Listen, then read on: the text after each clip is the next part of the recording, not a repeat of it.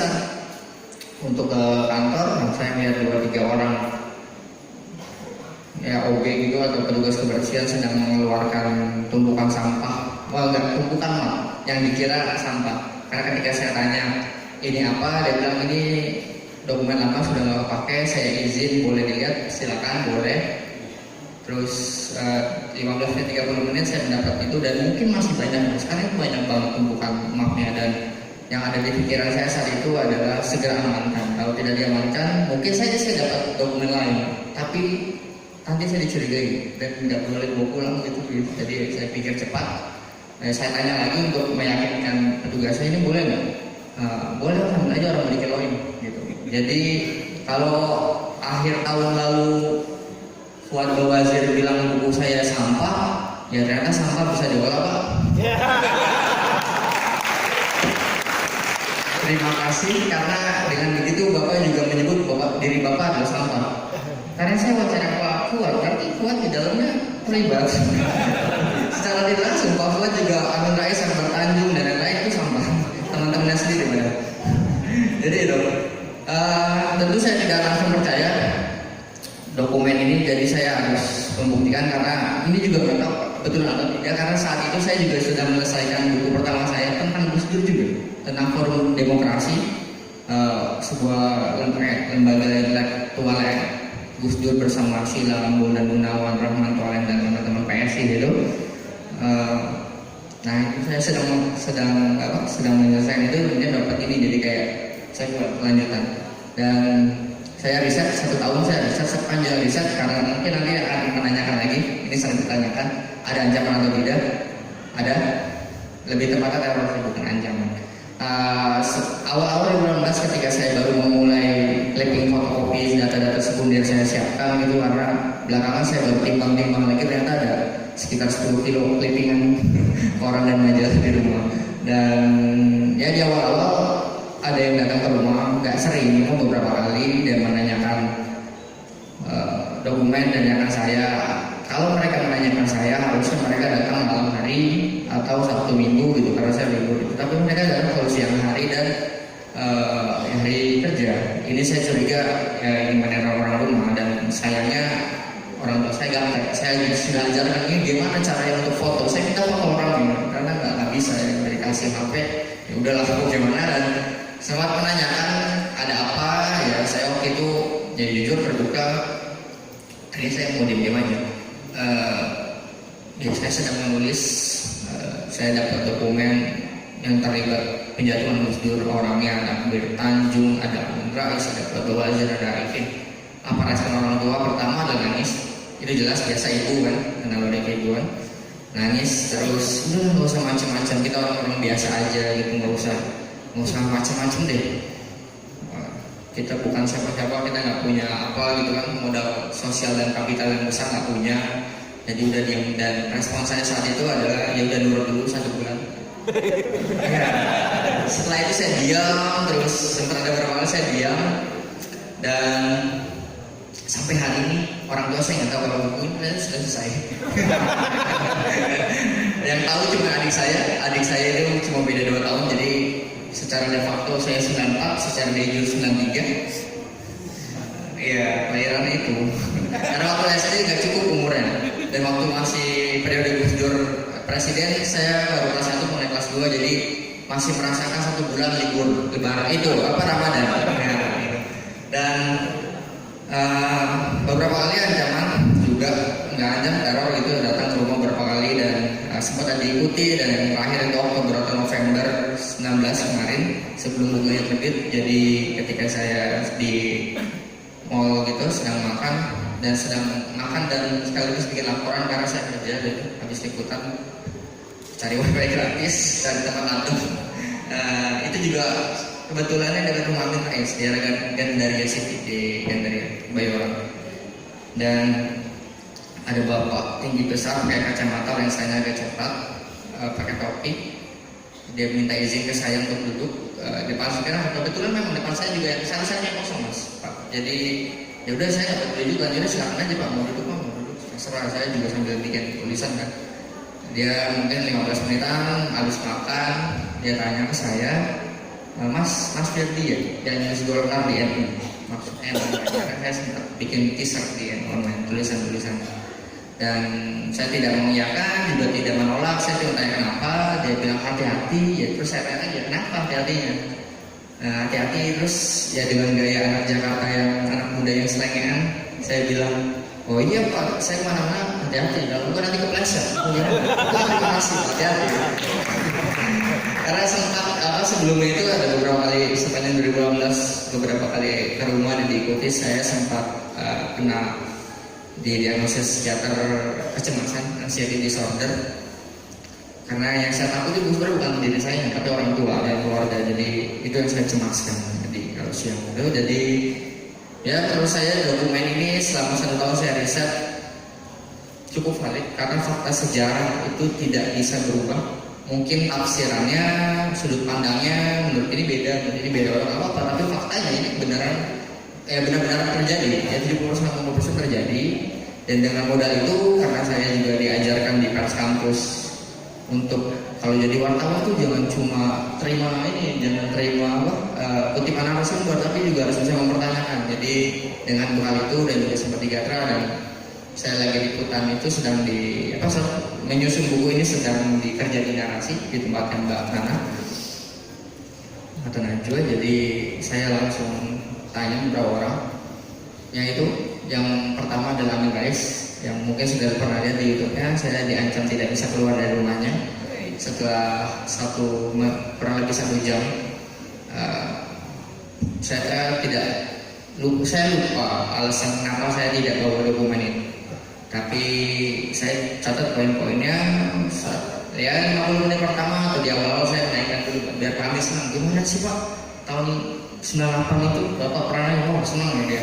Dan kami juga kalau diajakin ngobrol akademik itu masih pinter, serius.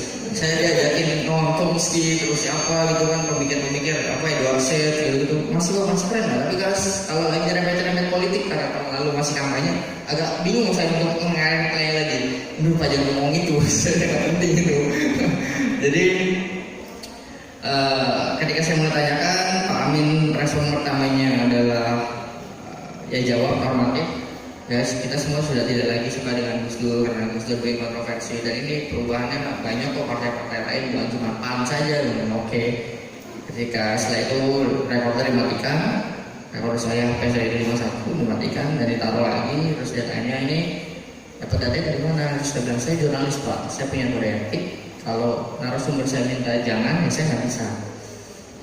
Terus Pak Amin saya sambil ada ketawa itu, ya kamu harus cerita dong. Kalau kamu nggak cerita, kamu belum bisa keluar dari rumah ini.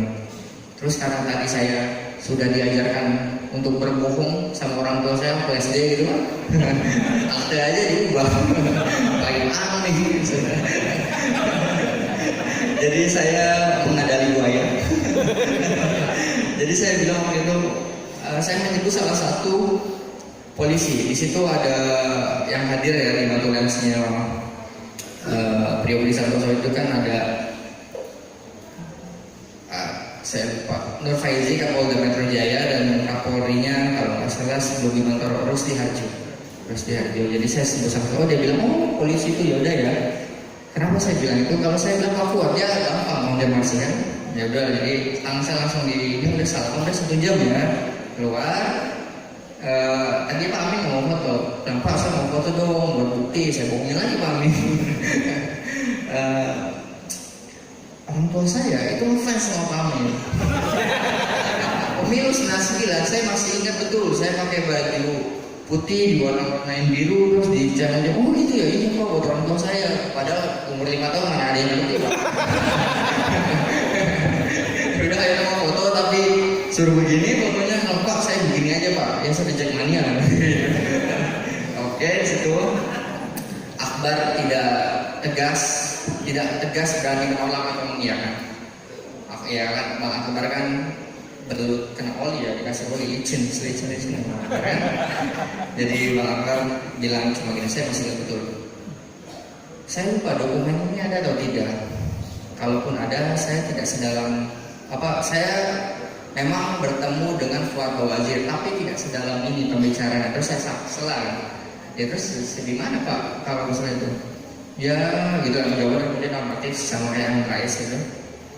Oke, tapi di situ dapat konfirmasi bahwa menarik itu ketika wawancara abang kan kuliah itu tenang diam, tapi ketika baca dokumen yang saya berikan itu gesturnya berubah. Saya sebagai orang yang punya kebiasaan buruk mungkin sama dengan Pak Akbar, digigitin buku kalau Netflix atau sepi gitu kan gitu sebelum nggak jelas.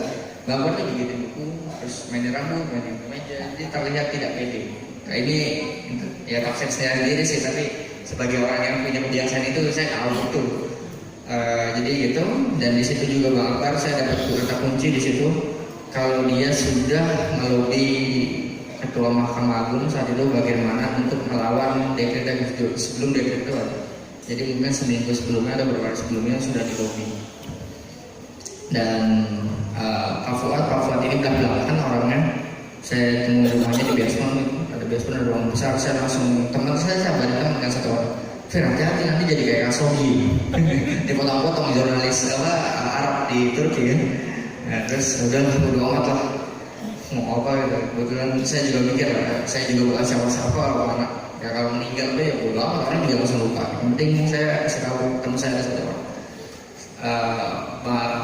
Tapi yang menarik ini, di Fuad itu memang menolak.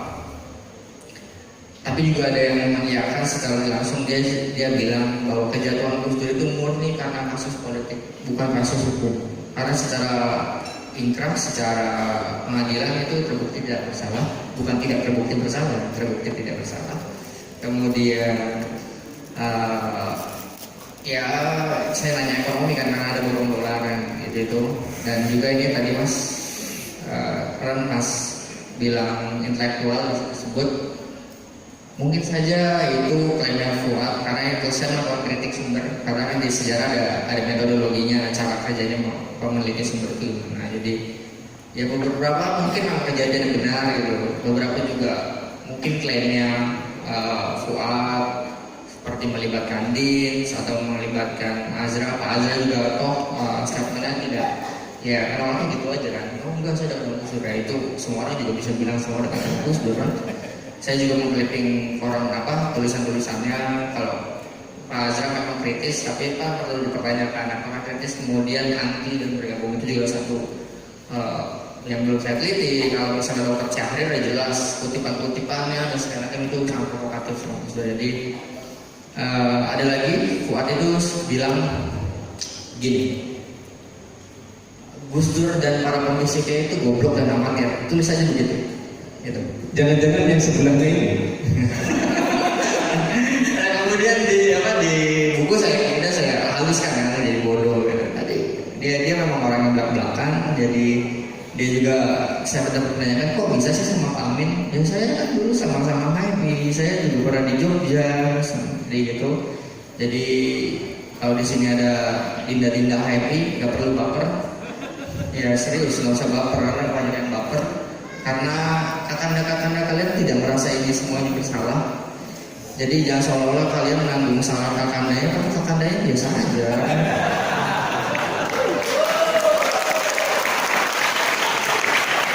Dan hal ini juga tentu tidak tunggal, karena ada Pak Mahfud, ada Gus Yahya Stakuf juga pernah di HMI gitu. Jadi gitu semuanya, jangan generalisir. Dan kalau ya ini kan buat yang muda-muda itu ya kalau sih ada PMI atau yang lain, jangan kemudian semua HMI sama orang itu. Jangan. Dan yang menarik, Fahudin ketua PBHMI-nya saat itu setelah saya wawancara, saya minta tolong teman saya yang kebetulan wartawan di Aceh, dan Fahudin rumahnya memang orang Aceh, sedang nyalek DPD Aceh. Saya tanyakan, saya lihat kutipannya, transkrip. Ya dia mengakui, bahkan ketika setelah buku ini terbit, dia menyalahkan Fuad. Kenapa Fuad yang kayak gini-gini ditulis? Ini kan saya udah lompok.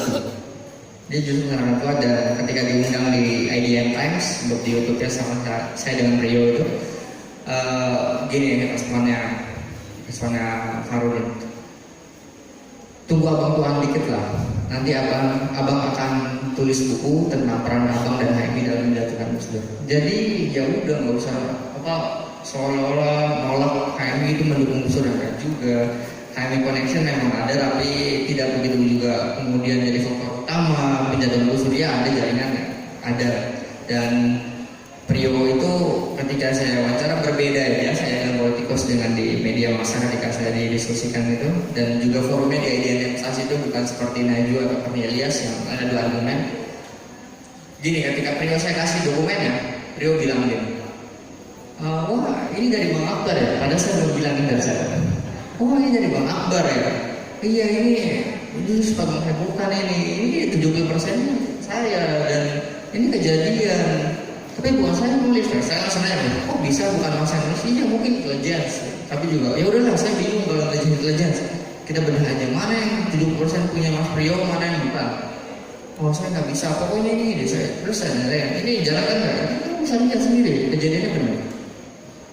Jadi secara tersirat mereka mengiyakan dan tidak ada penyesalan. Jadi mungkin realitas politiknya seperti itu, dan ini juga mungkin membedakan politik praktis antara Gus Dur dengan orang-orang Orde Baru itu. Kenapa?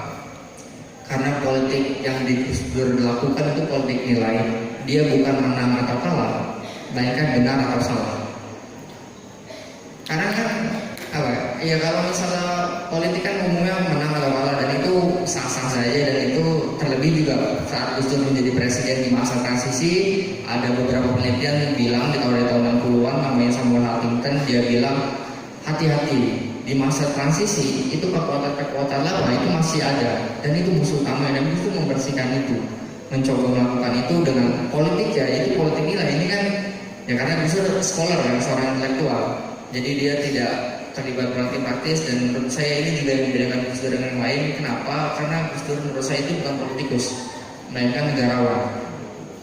Kalau misalnya Gus Dur politikus, Gus Dur pasti memperhitungkan dampak dari setiap langkah ya, atau kebijakan yang dia lakukan terhadap dukungannya, dan dia akan dapat. Tapi Gus Dur saya yakin dia perhitungkan, Mas. Gak mungkin seorang Gus Dur memperhitungkan. Tapi yang ini yang membedakan, ketika terlihat modal politik atau kekuatan yang kecil, Gus Dur tidak menyerah dengan keadaan, justru menerobos itu semua, dan itu menurut saya adalah negarawan, bukan politikus. Karena yang dilakukan Gus Dur ini kan apa ya? Gus Dur ingin menjalankan amanat reformasi. Kalau teman-teman baca di buku-buku yang paling gampang lah, di sini ada SMA, Aliyah, itu ada 6 atau 5 tuntutan, dan kalau kita peras menjadi satu gitu, satu adalah supremasi hukum. Karena Gus Dur ingin menangkap orang-orang yang terlibat KKN, orang yang terlibat korupsi tadi itu, dan banyak Laksana Sukarti dan JK, dan juga kemudian ada Soeharto, dan ada yang lain-lain misalnya penjara. Udah nggak ada coding, terus saya dicuri.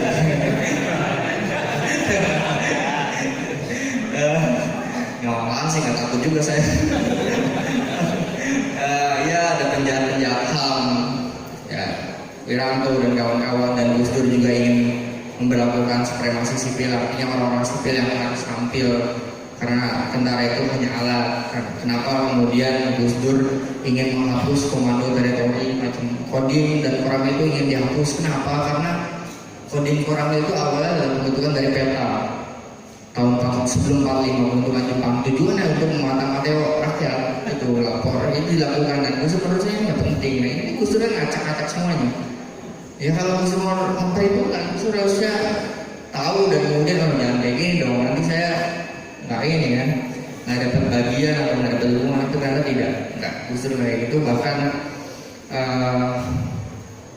Gus Dur merobos itu, dan dekret menurut saya adalah pertarungan prinsip ya Gus Dur, karena secara kalkulasi real politik mungkin Gus Dur dikalahkan, bisa dikalahkan, tetapi secara prinsip Gus Dur tidak salah. Makanya sampai hari ini Gus Dur namanya bersih ya.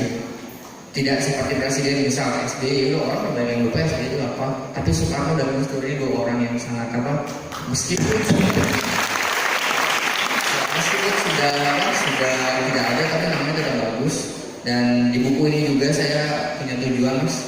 Tadi saya sudah sebut, biasanya oligarki, biasa kan, siapa tahu misalnya kekuasaan politik itu untuk dirinya sendiri, untuk keluarganya, untuk teman-temannya. Misal Ginanjar Kartasasmita itu orang yang paling ingin ditangkap sama Gus Dur, tapi sekarang anaknya jadi menteri.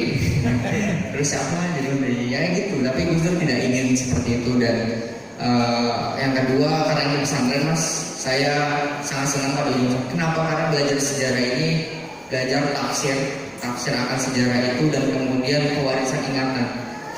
Di sini kalau ada yang masih alia, itu coba dicek buku pelajaran sejarah tentang setelah reformasi pemerintahan Gus Dur. Kalau di buku adik saya SMA biasa di Jakarta, di situ ditulis bahwa Gus Dur dijatuhkan karena terlibat korupsi. Tidak ada kata diduga. Coba, ini maksudnya selama 19 tahun warga tadi pasti selama saya muter-muter ke tempat PWNU, PCNU dan lain, ya warga Nahdliyin hanya bisa percaya kalau Gus Dur tidak melakukan hal tercela semacam itu, korupsi dan segala macamnya. Tapi tidak ada bukti untuk melawannya. Nah, menurut saya buku saya adalah bagian untuk ada fakta alternatif. Kalaupun tidak, sekarang tujuan saya ini ke anak-anak sekolah, begitu juga karena background saya adalah kampus pendidikan IKIP Jakarta, UNJ. Nah, saya ingin ini masuk ke kurikulum nasional. Kalaupun itu terlalu rumit, terlalu sulit karena banyak kepentingan di dalamnya, ya 65 aja sampai hari ini yang selesai karena mau G30F aja atau G30F. Tapi kalau tidak bisa di kurikulum nasional, tidak di kurikulum pesantren mas. Itu tujuan saya. Kenapa? Warga Nahdliyin tahu kalau kenapa dan bagaimana Gus Dur dijatuhkan. Saya tidak ingin, dan kami sama penerbit sama Mas Afiq Ali diskusi, ya kita jangan sampai warga-warga Nahdliyin ini mirip nasibnya dengan kelompok-kelompok marhin, orang-orang yang mengaku marhin yang sampai hari ini bisa dicek, misalnya institusi partai gitu ya, coba cek orang-orang PDIP. Kebetulan saya pernah nge-post di PDIP. Berapa orang baca Soekarno? Ada, nggak tahu akhirnya. Ya tapi apa ya? Ya dia nggak tahu, nggak baca Soekarno, perjuangannya apa? Tahunya kalau misalnya ada kampanye, Bung Karno ini, Bung Karno itu, tapi tidak tahu, tidak membaca kenapa Bung Karno dijatuhkan. Dan ini jangan sampai warga Nahdliyin ini seperti itu nasibnya. Dan mumpung masih 20 tahun dan kemudian juga orang yang masih pada hidup yang melawan Gus Dur itu, jadi saya tidak ada maksud untuk membahas tentang sejarah. Biasanya kan di sejarah ditulis setelah 30 tahun atau 20 tahun orangnya sudah meninggal, dan itu bahayanya Pak. Kalau misalnya sudah 30 tahun lebih ada fakta baru, ini orang akan menolak. Fakta buku saya misalnya, orang kan banyak yang menolak, apa sih ini? Tapi kalau masih orang yang hidup masih bisa dipertanyakan. Nih coba aja tanya orang yang beberapa orang sempat Fir, gimana respon? Mungkin nanti juga ada yang nanya, Fir gimana responnya HMI atau orang-orang yang pernah ditulis.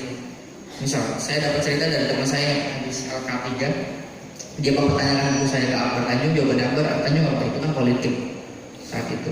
Jadi ya memang tidak ada rasa besar. Dan kenapa kemudian ini kan besar presiden ya, bukan PKB, internal PKB, yang kalau misalnya orang ingin PKB kan ya mungkin internal PKB pembahasan ini adalah presiden itu rakyat Indonesia.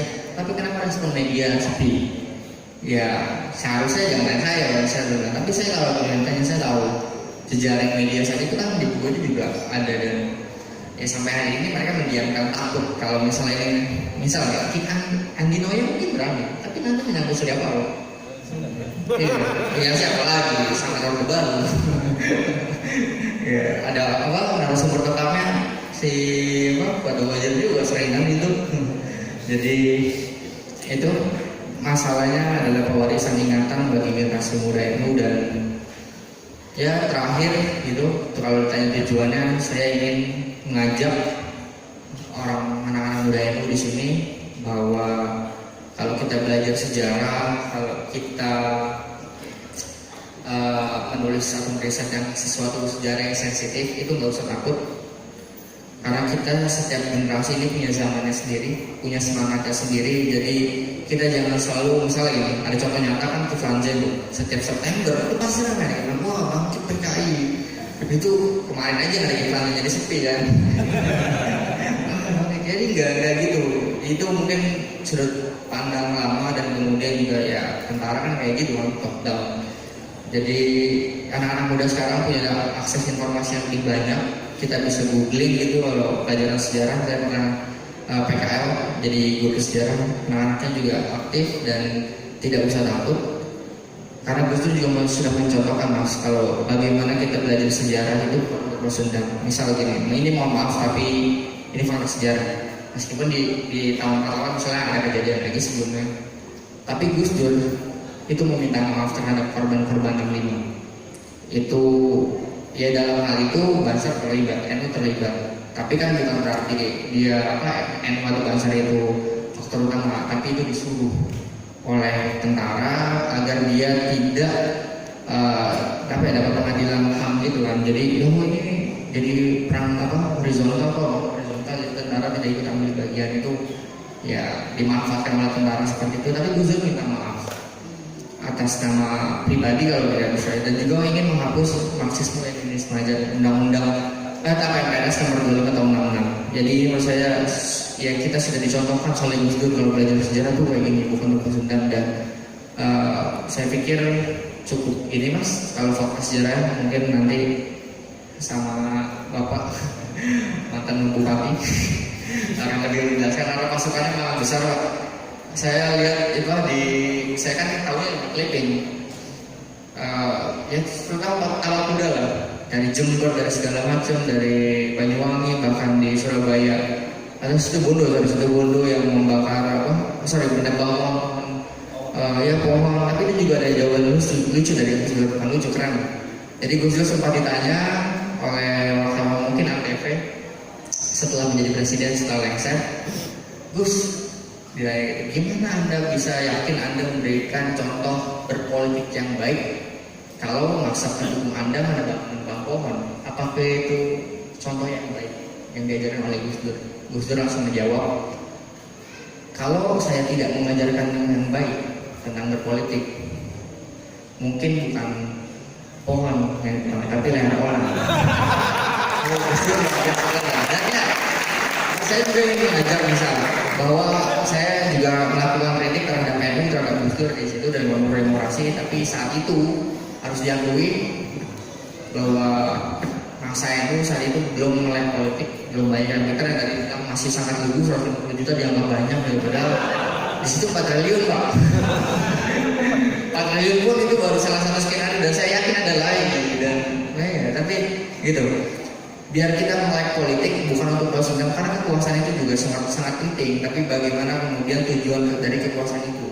Misal apakah kita ingin bagi-bagi kelompok kita aja, atau tujuannya lebih besar keadilan sosial misalnya. Gus Dur sudah mempertaruhkan itu bahwa politik itu bukan untuk bagi-bagi, politik untuk kesejahteraan. Dan saya berharap warga-warga Nahdliyin, terutama anak muda ini juga bisa melek politik, karena ini juga kritik ya. Ketika orang-orang saat itu sudah narasinya besar lah ya di media, ada HMI dan ada koneksi segala macam bahwa Gus Dur harus mundur. Apa yang dilakukan warga Nahdliyin? Satu, pas berani mati, karena memang tidak ada modal apa-apa. Kalau ledek-ledekan teman-teman PBNU yang di Jakarta, iya berani mati, tapi tetap lapar.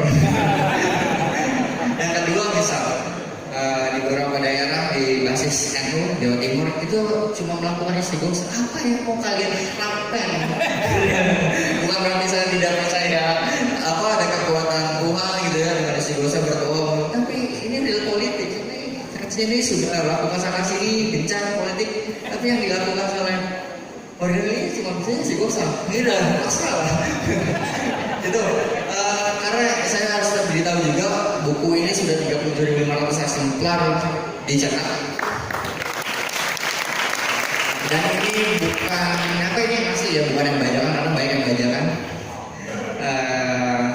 dan ya sudah terjual 30.000 eksemplar. Sedangkan keempat akan ada, saya sedang editing, akan ada, saya kasih bocoran di sini. Satu, surat yang Gus Dur ke DPR tertulis, dan itu confidential, rahasia. Intinya ya meskipun dari sudut kan Gus Dur jawabannya tetap kayak gitu. Tetap bilang ya anggota DPR itu nggak ngerti hukum dulunya itu. Yang pansus itu. Ini itu. Yang kedua, ada pengakuan dari Arifin Panigoro kan, bagaimana yang tadinya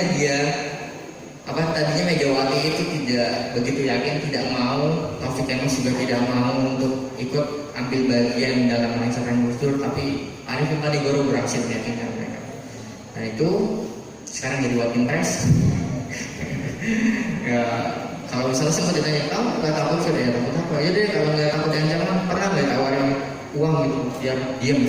Oke, saya bilang saya tawarin uang mau, tapi seharganya sih ya. Dokumen itu kan tadi tulisnya ada 4 triliun. Saya mau 4 triliun. Kalau nggak ada ini saya nggak mau. Misalnya aja. Jadi saya nggak bisa menutup dengan baik. Tapi saya belajar dari Gus Dur.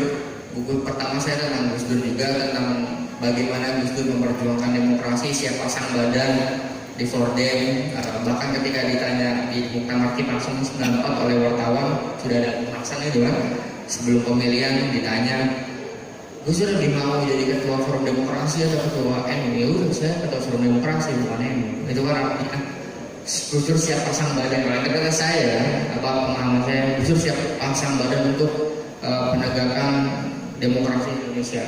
Di 94 mungkin 84 sampai 89 Muktamar itu Gus Dur sudah melakukan demokratisasi yang cukup baik. Di NU sudah ada, mungkin civil society sudah berkembang di NU, jadi bukan cuma keagamaan gitu kan, tidak ikut-ikut politik, tapi bagaimana membangun masyarakat khusus dan membangun itu.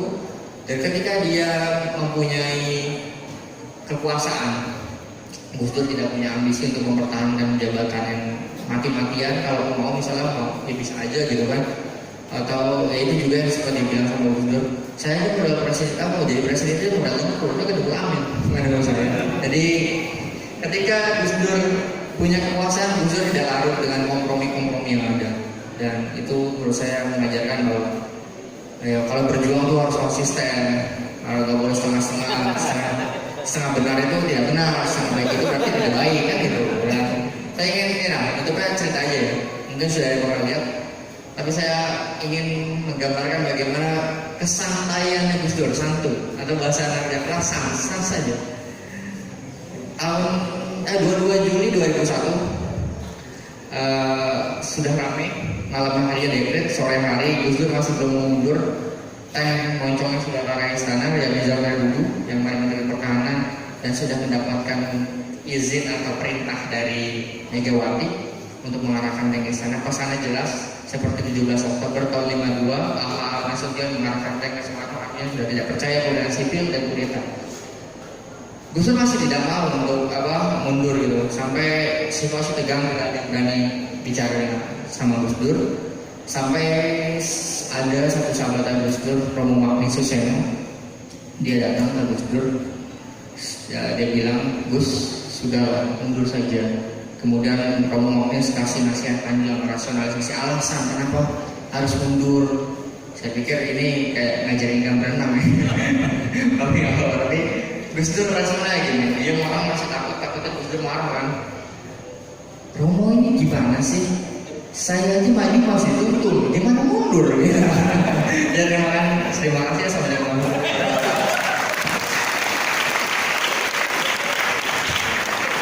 Terima kasih Mas Firdi. Banyak sekali catatan saya, dan ada satu hal yang menurut saya penting untuk kita lakukan untuk Mas Firdi, bahwa beliau tidak benar-benar aman dalam konteks kepentingan menulis buku ini. Saya kira apa yang telah dilakukan oleh para kiai kita pada sang santrinya itu perlu juga dilakukan kepada Mas Firdi. Ada ketua Musa? Saya kira perlu lah. Mas Firdi ini dapat sesuatu agar aman kemana-mana. Saya sudah tawarin Mas, awal Januari ketika di pesantren Gus Dur di Ciganjur beda buku, ada beberapa orang Banser bilang kayak gini, tenang Mas, 5 juta Banser ada di belakang Mas. Terus saya nggak ada solusi. Terus juga sama, jadi saya itu pas mau berani mati Mas, nanti kita kan kayak gini ya, dikasih nanti kita bisa apa? Oke. Jadi serius menarik orang ya, saya kan nggak bisa terlalu serius orangnya, cengengesan gini ya. Terus boleh lah serius gitu, tapi kayak gini dibawa ya, kalau semua khawatir, maksudnya saya ikut khawatir juga, nggak tenang. Jadi saya terasa Mbak Alisa juga sempat khawatir, Mbak Alisa Mas Safik ketika buku rame itu, videonya rame, buku rame, lalu saya, kamu di mana? Saya dengan gampangnya cengengesan, Saya lagi mudik mbak. Saya tahu gimana. Santai. Yang penting saya yakin memperjuangkan sesuatu yang benar itu pasti akan didukung oleh semesta. Ini yang luar biasa. Mas Murdika bukan seorang wartawan yang menuliskan Gus Dur, tapi beliau Gus Dur yang sejati. Semua ajaran Gus Dur betul-betul telah beliau lakukan. Nah, Mas Murdika saya perlu sampaikan juga. Jadi setelah Gus Dur jatuh di Bondowoso ini tidak ada orang doa pakai doa amin. Kenapa? Karena marah betul kepada Pak Amin. Jadi selalu doa kita itu istajib lana. Istajib lana. Enggak mau amin. Baru 2008 kita mau amin karena bupati kita sudah amin saya itu. Mari kita simak juga Bapak Ibu sekalian, karena beliau ini adalah orang yang betul-betul tahu bagaimana kondisi Gus Dur pada saat itu. Saya persilakan kepada Pak Amin Said Husni untuk menyampaikan. Assalamualaikum warahmatullahi wabarakatuh. Tahun lalu saya hadir di acara Haul Gus Dur di Teguiran Olian School. Waktu itu ada antara lain yang diminta untuk bicara itu Pak Sarwono Kusumaatmadja, mantan menterinya Gus Dur. Waktu itu dia dipercaya Gus Dur menjadi Menteri Eksplorasi Kelautan. Sarwono itu cerita gini, tahun 86 Gus Dur jadi presiden tahun 99 ya. Tahun 86 Gus Dur itu pernah datang ke kantor Golkar untuk ketemu dengan Pak Darmono, ketua umum Golkar waktu itu. Habis ketemu Pak Darmono, mampir ke ruangannya Pak Sarwono. Dia waktu itu sekjen Golkar. Ngobrol kalau itu, di antara obrolan Gus Dur kepada Sarwono itu, Mas Sarwono, nanti suatu saat saya akan jadi presiden. Dan sampean tak angkat jadi menteri yang ngurus laut lah. Itu tahun 86. Tahun 86. 13 tahun sebelum Gus Dur betul-betul jadi presiden. Dan itu dikisahkan sendiri oleh Sarwono di hadapan para peserta haul ke-10 Gus Dur di Teguiran tahun lalu, 2019. Terserah mau diterjemahkan seperti apa ceritanya Sarwono ini, tapi di kesempatan yang lain Gus Dur di sebuah pengajian di Jawa Tengah, di Banyumas atau di mana lebih begitu, beliau di hadapan para kiai-kiai dan guru-guru ngaji yang mungkin sama sekali nggak urusan dengan politik, beliau cerita tentang bahaya yang akan terjadi di masa akan datang. Indonesia ini akan, Gus Dur menggambarkan sesuatu yang sangat menakutkan, sangat mencemaskan, mengkhawatirkan. Dan saya harus menyelamatkan itu, kata Gus Dur. Apapun resikonya, saya harus menyelamatkan itu. Para kiai ngomong, nggak ngerti apa yang dilakukan Gus Dur. Nggak paham, sama sekali nggak paham.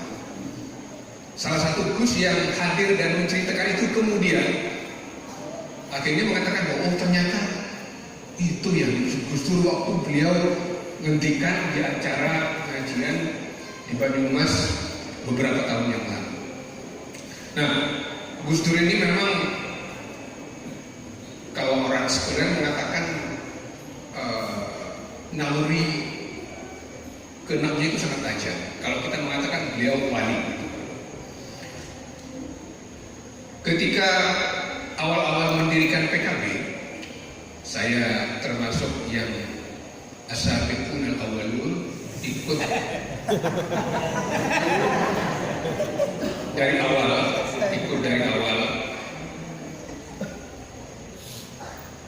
Gus Dur itu dalam rapat-rapat di PKB di tahun-tahun 98 akhir gitu, PKB baru dibentuk, rapat-rapat pengurus, Gus Dur selalu mengatakan bahwa kita akan menang.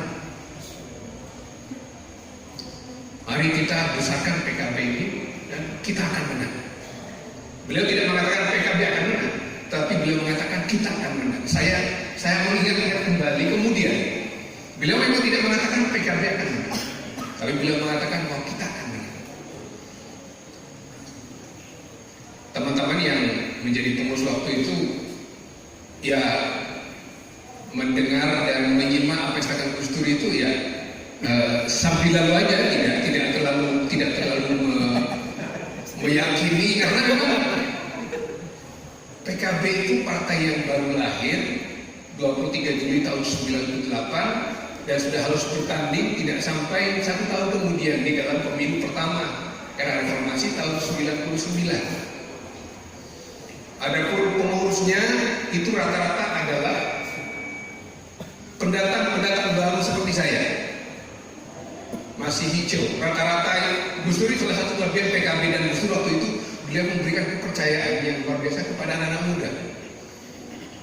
Di kepengurusan PKB itu rata-rata anak muda, terutama di jajaran kesekjenan. Sekjennya itu Muhaimin Iskandar, kemudian wakilnya saya, wakilnya Khofifah, wakilnya Yahya Stakuf. Semua anak muda. Rata-rata seangkatan lahiran tahun 66. Saya dan Muhaimin itu seangkatan tahun 66 lahir. Khofifah lebih tua sedikit, Yahya Stakuf ya kurang lebih seperti itu juga usianya. Sekarang Katib. Artinya politisi PKB itu rata-rata adalah politisi-politisi yang masih hijau. Kalaupun ada yang senior, kiai yang memang sama sekali nggak banyak urusan dengan politik. Jadi senior itu senior kekiaiannya. Contohnya seperti abahnya Gus Yahya, Mbah Khalil. Kemudian ada lagi Pak Sofwan Futori, almarhum dari Malang, bapaknya Dr. Profesor siapa? Staf khusus Presiden sekarang. Kemudian ada banyak kiai senior, termasuk Kiai Ali As'ad dari Yogyakarta, yang memang senior dan ngerti politik itu bisa dihitung dengan jari, antara lain Maturiyatun Jalil. Beberapa sangat sedikit sekali.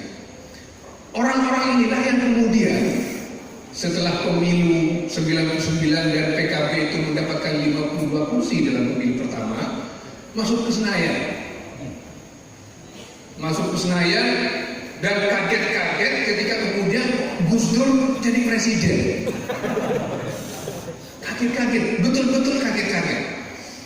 Kami tidak punya bayangan, tidak menyangka bahwa yang dimaksud oleh Gus Dur kita akan menang, itu Gus Dur akan jadi presiden. Nggak kebayang ke sana tadi. Nggak kebayang. Begitu PKB hanya dapat 52 kursi, sementara PD Perjuangan pemenang itu mendapat 130 sekian kursi. Kami mengatakan bahwa mana yang Gus Dur bilang kita akan menang? Hanya 22 kursi. Tapi rupanya ternyata kita akan menang itu, Gus Dur ternyata jadi presiden. Dan NU memang mengalami euforia awal-awal ketika itu. Wah, sebenarnya betul. Gitu. Tetapi euforia itu tidak berlangsung lama. Gus Dur ternyata mengangkat menteri-menterinya kebanyakan bukan dari NU. Pelangi betul. Bahkan banyak dari kalangan-kalangan yang Gus Dur akrabnya di Fordem, bukan di NU. Bukan di NU, tetapi akrab dengan Gus Dur di Fordem. Yang satu pemikiran dalam hal-hal pengembangan demokrasi di Indonesia, bukan dalam pengembangan ini. Nah, lebih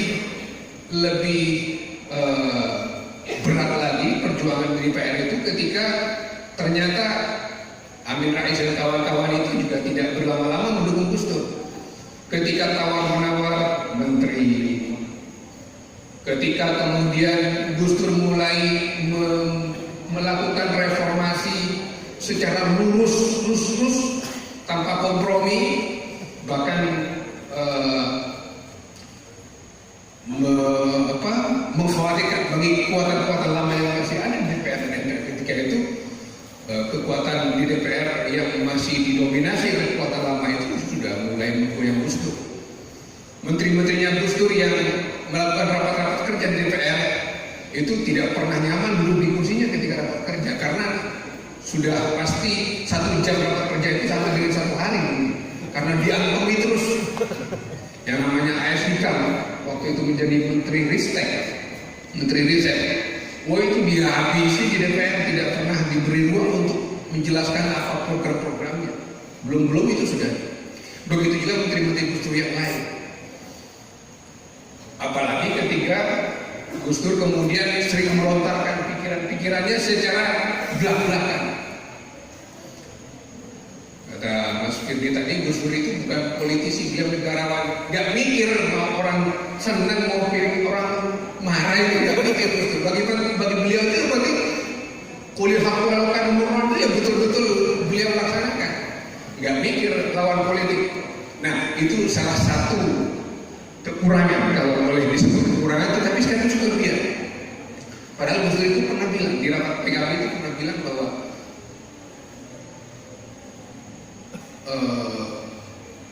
musuh satu itu kebanyakan,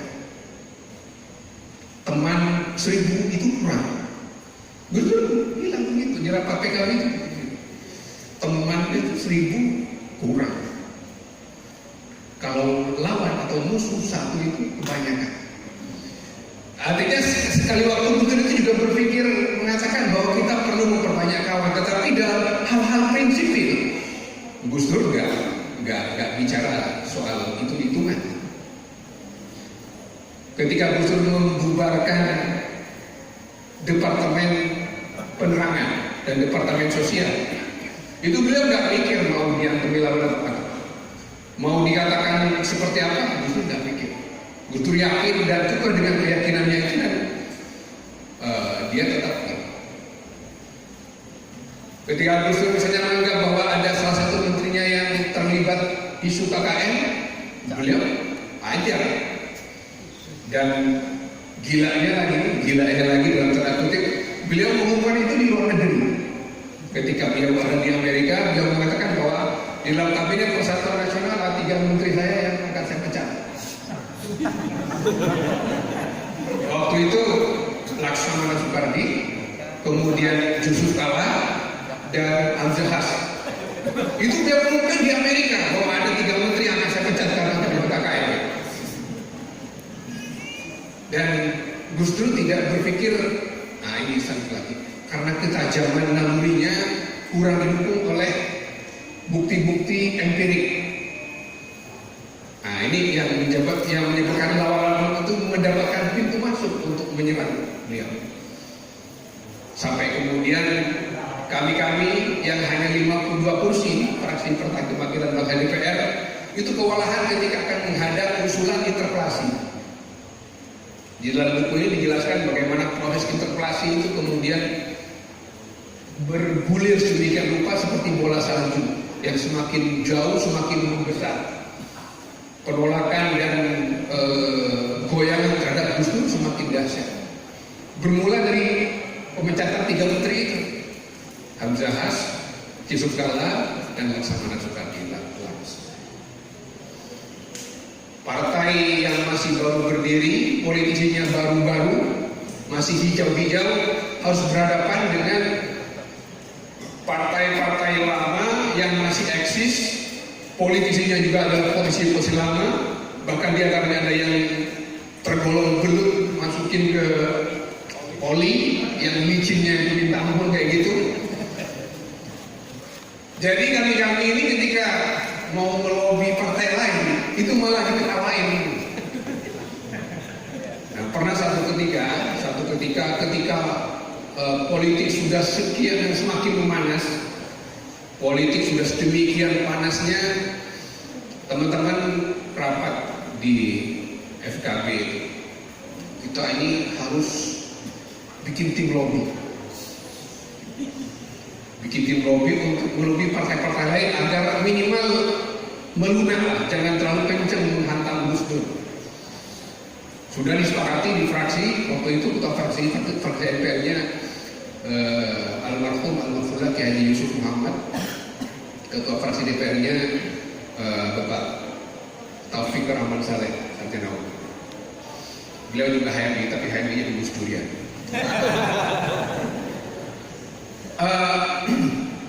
Disepakati dan Muhaimin waktu itu menjanjikan, baik nanti akan saya laporkan ke Presiden, ke Gus Dur. Gus Dur setuju, bahkan diperluas oleh Gus Dur. Ada tim lobby menteri, ada tim lobby DPR, ada tim lobby, apalagi ada 3 kalau nggak salah waktu itu, ada 3 kelompok. Masing-masing itu ditugasi untuk ditentukan siapa yang harus dilobby A, B, C. Kemudian yang DPR juga begitu. Sudah, teman-teman ini yang di DPR, yang tadi diceritakan oleh Pak Dokter itu, kita urunan untuk ngumpulin duit untuk melakukan lobby-lobby itu. Dan angkanya salah itu Pak Dokter, bukan 150 juta, itu fitnah itu. Yang benar 100 juta, lebih sedikit lagi. Jadi bagi kami yang politisi baru waktu itu 100 juta itu rasanya udah gede banget, besar sekali. Nah itu ketika akan dibawa kepada pihak yang akan dilobi itu, kita ini malah dengan halus itu, udah mas gak usah mas, udah gak usah. Karena bagi mereka itu segitu itu apa sih? Mereka itu udah bicaranya sudah ratusan M, bukan ratusan juta. Nah artinya begitu beratnya perjuangan kawan-kawan sahabat-sahabat kita di DPR waktu itu, khususnya fraksi Kebangkitan Bangsa.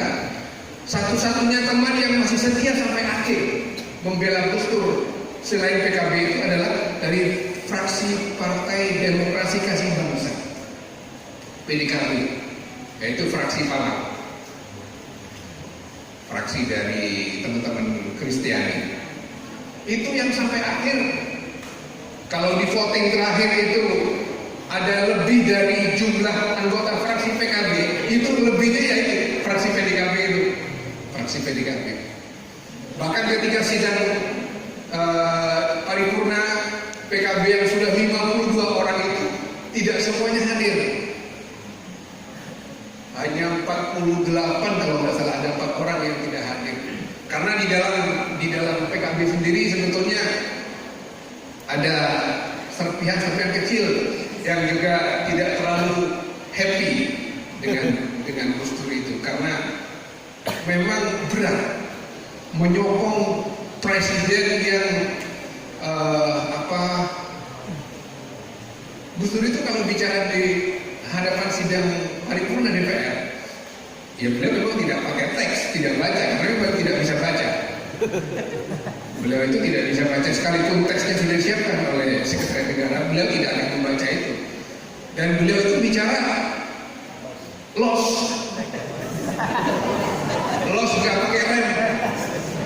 Ketika Gus Dur bicara itu bahwa anggota DPR itu sama dengan Nateka, itu kami ada di depannya. Dan ketika keluar dari sidang paripurna yang DPR di TK-TK itu teman-teman marahnya luar biasa, terutama teman-teman dari partai-partai yang ex Orde Baru. Gimana presiden kita dianggap PTK? Dan itu yang kemudian terus bergulir menjadi isu yang hampir tak terbendung. Kalau di paripurna itu rebutan bicara itu sampai orang 1, 2, 3 bicara, kita sudah tekan mic agar kita dapat antrian. Itu pun kadang-kadang mic-nya dimatikan, sehingga kita tidak bisa bicara. Kalau teman-teman yang vokalis di DPR seperti Effendi Hoiri, kemudian Mas Musa, itu sudah nekan mic tapi nggak kebagian bicara karena sudah tidak bisa lagi. Tapi ada teman FKB lain yang lampunya nyala dan bisa ngomong, itu terpaksa teman vokalis ini kita boyong. Kemudian Effendi Hoiri kita pindah, akhirnya bisa ngomong secara panjang lebar. Di DPR itu ketika mengambil keputusan, PKB itu sudah tidak berdaya lagi dan bisanya hanya paling mengulur waktu. Ketika mengulur waktu pun sudah tidak mampu membendung lagi, bisanya cuma walk out. Itu akhirnya walk out. Beberapa kali ketika akan memutuskan sesuatu, itu sudah tidak terbendung lagi, akhirnya walk out. Jadi betapa berat menyangga dan mengusung presiden kita ini dalam tempo yang tidak sampai 2 tahun, tapi rasanya 10 tahun. Gus Dur itu jadi presiden tidak sampai 2 tahun, hanya 20 bulan lebih sedikit. Dari 20 Oktober 99 sampai dengan 23 Juli tahun 2001. apesnya dan ngenesnya lagi, Gus Dur dicantumkan itu tepat pada tanggal lahirnya PKB. 23 Juli tahun 2001 itu tepat pada hari ulang tahunnya PKB. Gus Dur dilengsarkan. Dan PKB tidak bisa apa-apa kecuali WO saja. Hanya bisa walkout dari sidang istimewa MPR yang memutuskan untuk melengsarkan Gus Dur. Tapi kita bangga, dalam waktu 20 bulan Gus Dur telah membuat terobosan-terobosan yang luar biasa, melakukan reformasi yang sangat mendasar, mulai dari reformasi TNI Polri, reformasi birokrasi, melakukan menaikkan gaji pegawai sampai sedemikian rupa, banyak hal yang sampai hari ini tetap dikenang dan selamanya akan tetap dikenang sebagai sebuah kebijakan yang tidak berdasarkan hitung-hitungan politik, tapi karena kenegarawanan seorang Presiden Gus Dur. Kita tentu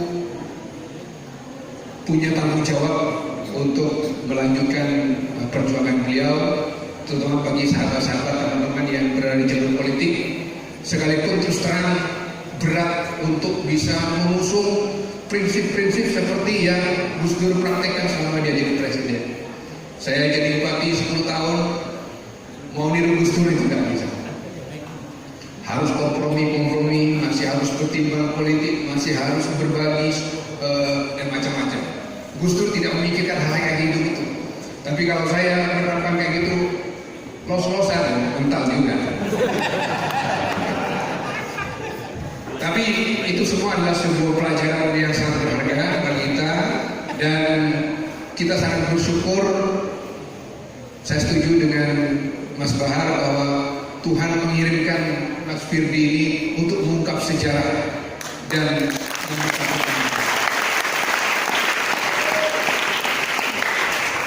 Mas Firdy ingat ke DPP Golkar waktu tutup itu tanggal berapa? Lupa ya. Katakanlah misalnya Rabu, misalnya hari Rabu. Kalau Mas Firdy datang hari Kamisnya, itu mungkin sudah tidak ada lagi dokumen itu. Sudah dibawa oleh tukang kiloan, tukang loa atau tukang ngirim dokumen. Atau kalau datang hari Selasanya, dia belum dapat apa-apa di situ. Dia hanya wawancara dengan orang-orang Golkar. Tapi mengapa Mas Firdy itu datang ke Golkar pas hari itu yang sampah itu ada di situ, dan kemudian sampah itu menjadi emas yang membongkar kejelasan-kejelasan yang kemudian melengsarkan Gus Dur. Tapi saya yakin Gus Dur mungkin akan bilang, jeratlah aku, kau aku jerat. Assalamualaikum warahmatullahi wabarakatuh.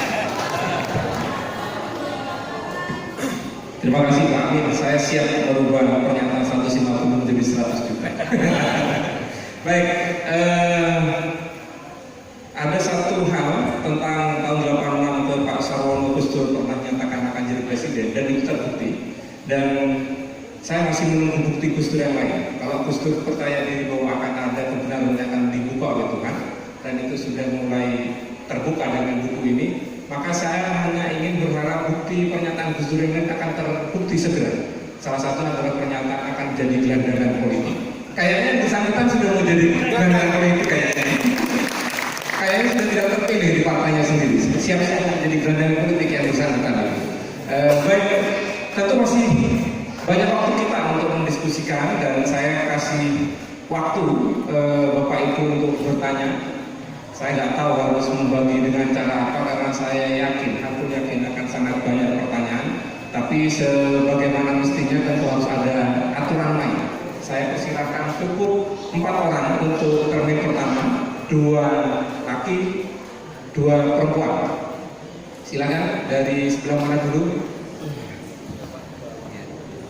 2 yang duluan. Oke, nanti Ayat Kiai Matur. Ada lagi?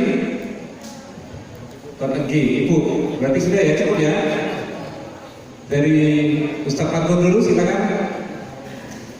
Terima kasih. Assalamualaikum warahmatullahi wabarakatuh. Mohon maaf saya tidak bertanya, hanya ikut larut dalam keharuan suasana bedah buku ini. Pada tahun tahun 2001 menjelang Gus Dur lengser, saya bersama teman-teman BEM se-Jawa Timur diskusi di IAIN Surabaya. Mungkin waktu itu Pak Dr. Bahar salah satu panitianya. Yang saya tahu adalah Pak Torik yang sekarang jadi Bupati Lumajang. Ketika diskusi di IAIN Surabaya,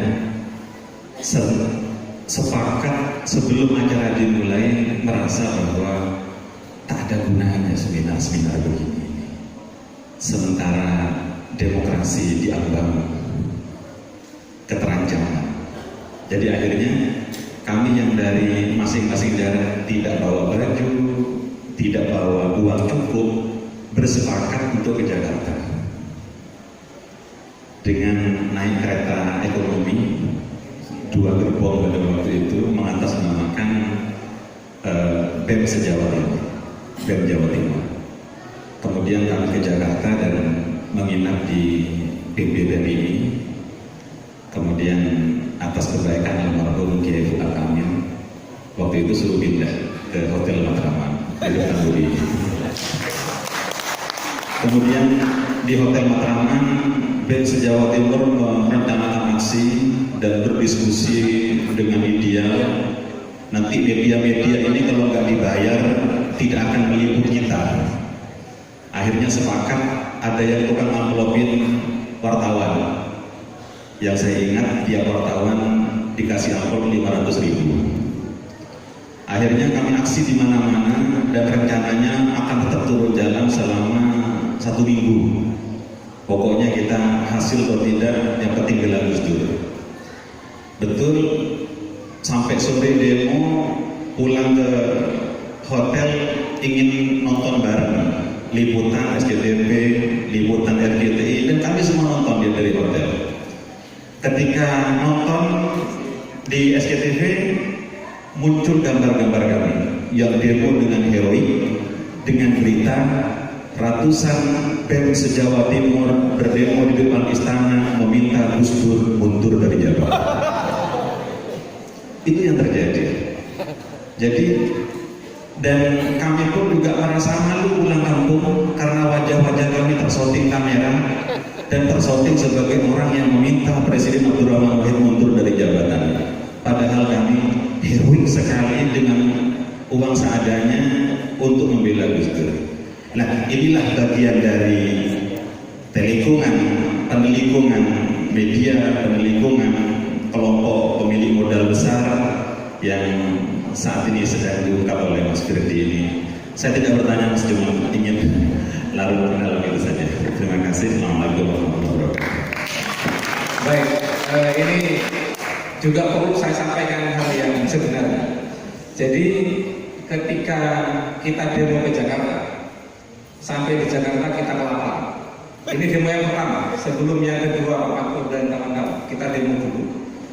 Kita kelaparan, bahkan bis yang harusnya kita bayar itu kehabisan. Sampai akhirnya Pak Mujib Manan karena kebetulan beliau itu mantan dekan di UIN Sunan Ampel, itu telepon saya, suruh ke istana. Kita ke istana, dan di sana kita tahu ternyata tidak semua orang di sekitar Gus Dur orang bersih.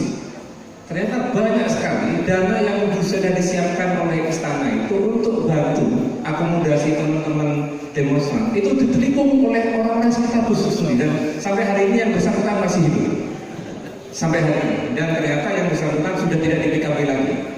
Jadi bisa ditebak lah kira-kira siapa di Jawa Timur yang dulu dekat dengan Gus Dur sekarang tidak lagi. Baik, silakan yang di tadi siapa ya? Ya, silakan. Dari siapa, Mas, namanya?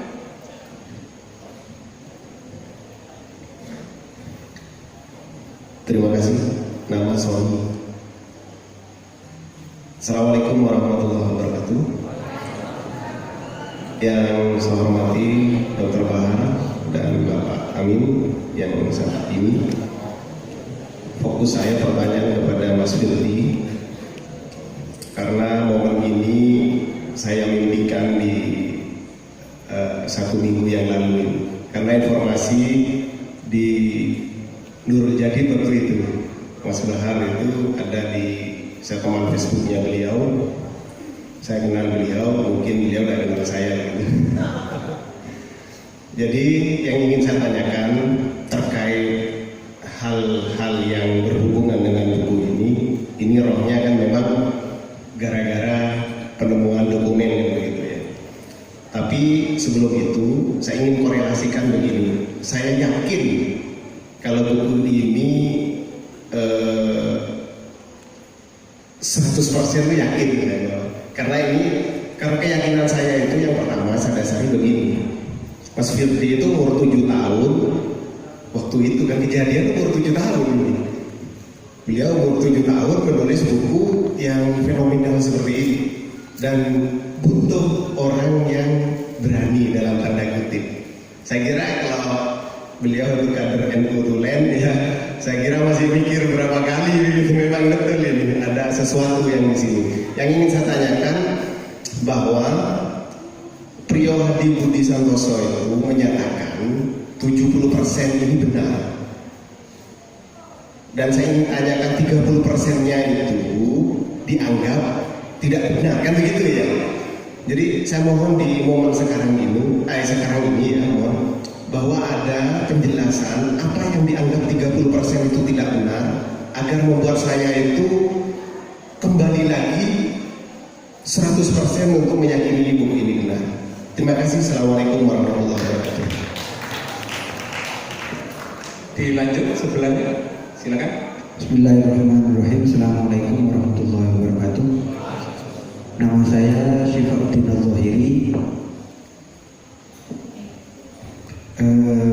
Pertanyaan saya mungkin langsung ke pertanyaan.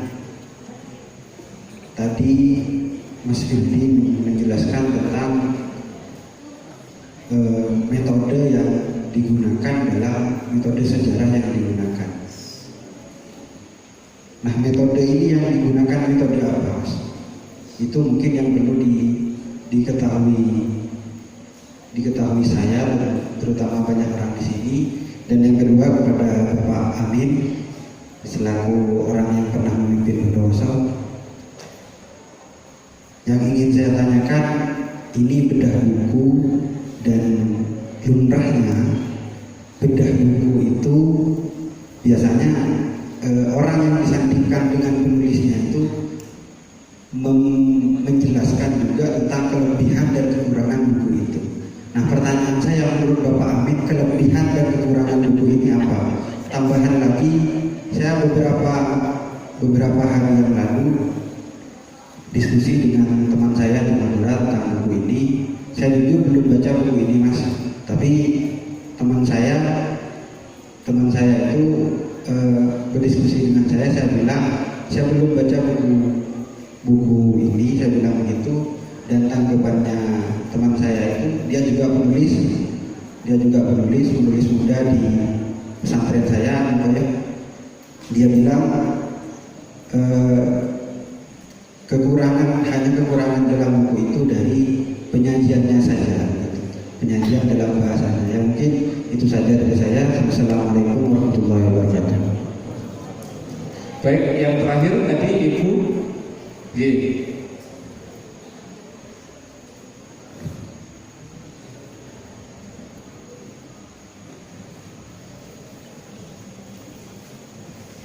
Terima kasih, mohon izin. Assalamualaikum warahmatullahi wabarakatuh.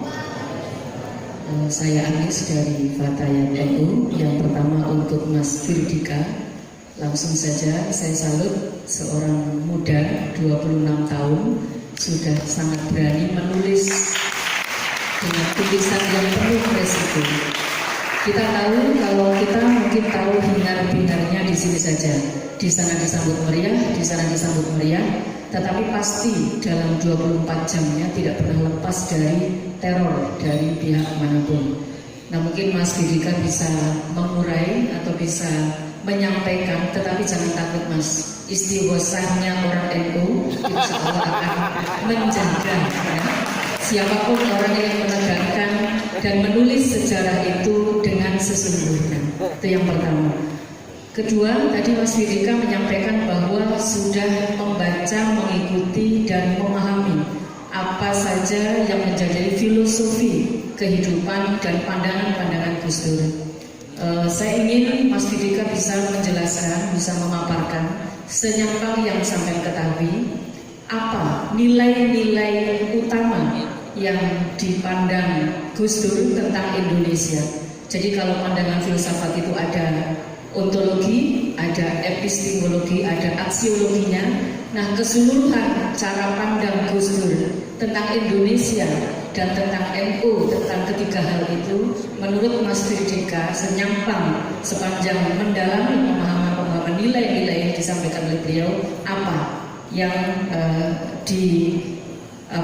yang dianut oleh Mas Firdika. Yang kedua, yang ketiga untuk Bapak Amin, Bapak Bupati kita 2 periode, kita salut sekali pada beliau.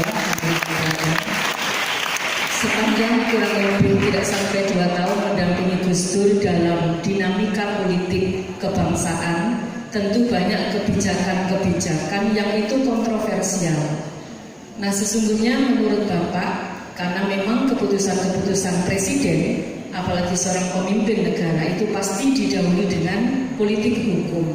Menurut Bapak, politik hukum apa yang dianut oleh Gus Dur?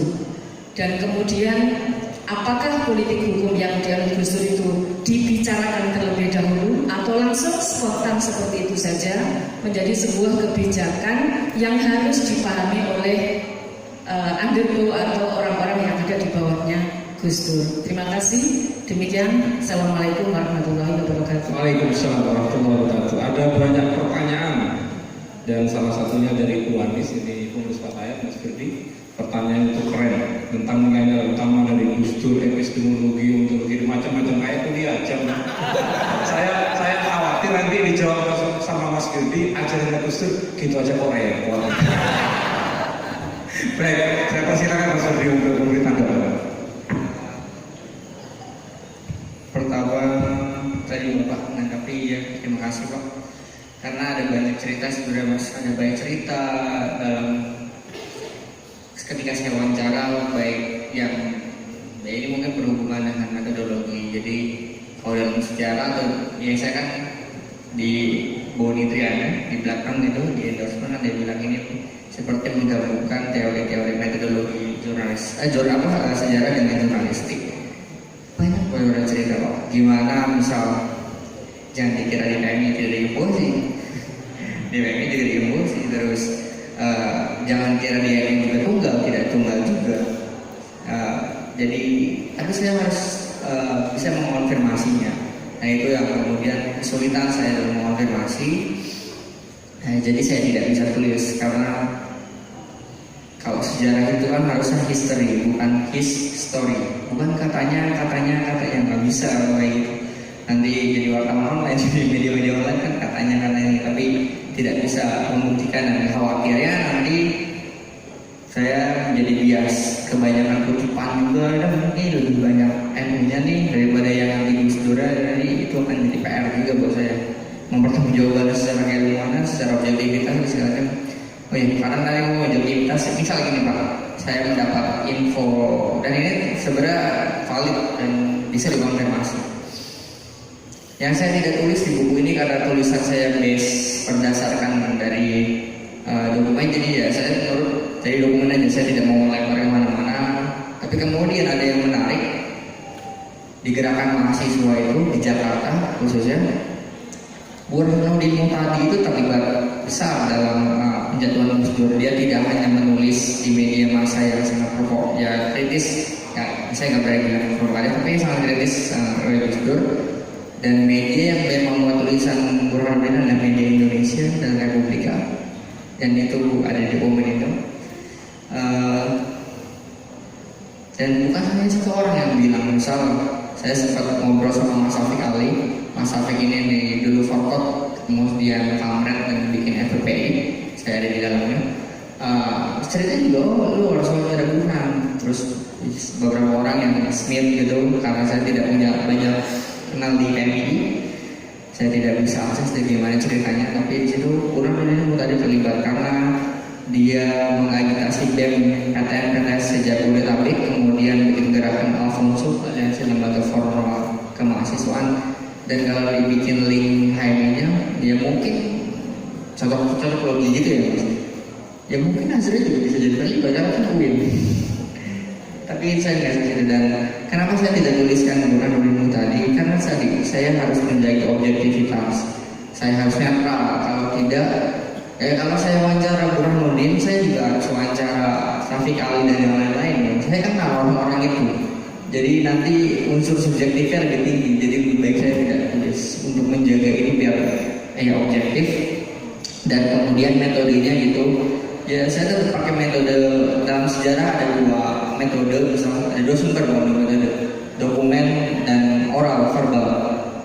Keduanya diakui, tapi kalau verbal kemudian agak menurut saya orang percaya itu agak sedikit kurang percaya. Kenapa? Misal gini, kejadian 20 tahun lalu, satu orang mungkin bisa menutup-nutupi, satu orang mungkin bisa melebih-lebihkan.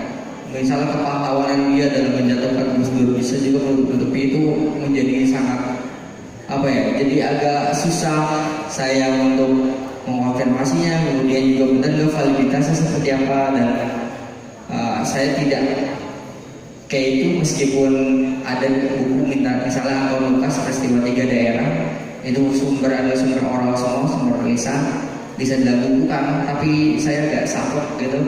Dan dalam sejarah kan misalnya ada heuristik itu pengumpulan data, saya sudah mengumpulkan semuanya, baik yang pro dan kontra.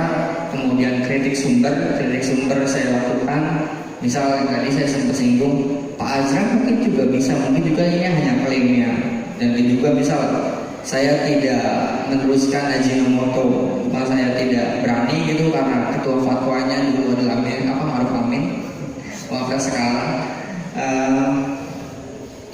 Gini, karena saat itu saya cross check posisi di Nusanuddin itu belum kuat di MUI, jadi ini mungkin bisa klaimnya kuat wajib. Begitu juga lihat tolak ukurnya di media massa, seberapa signifikan sih, seberapa besar pemberitaan Ajinomoto. Cuma 2 minggu bertahan, sisanya ada kutipan sedikit, nggak masuk headline. Ini 2 minggu lah, kalau majalah itu cuma 2 edisi. Dan itu menurut saya nggak kuat, jadi saya tidak melakukan itu. Kemudian saya interpretasi saya kemudian ini, menurut saya ini fakta sejarah aja, saya tidak punya ikatan emosi. Mungkin beberapa orang yang sempat baca itu, respon pertama buku saya itu marah-marah, terutama ketika baca dokumen. Gimana perasaan kamu menulisnya? Saya bilang, ya saya biasa aja, saya tidak emosi berlebih atau karena saya rasa ini penelitian objektif, saya tidak ada bagian emosional dalam menu, saya biasa aja. Mungkin kalau tanya momen emosional ya tentu paragraf terakhir yang saya tulis di kesimpulan itu betapa jengkel saya melihat refleksi hari ini reformasi bukan di korupsi ketika 2019 kemarin. Reformasi di korupsi itu sejak awal sudah dilaksanakan, dan itu menjadi kata pengantar saya di buku tadi. Agenda reformasi kemudian habis hancur itu sejak Gus Dur dilaksanakan. Dan terakhir ada penulisannya yang udah saya sudah tuliskan, dan ini juga nyambung kenapa penulisan.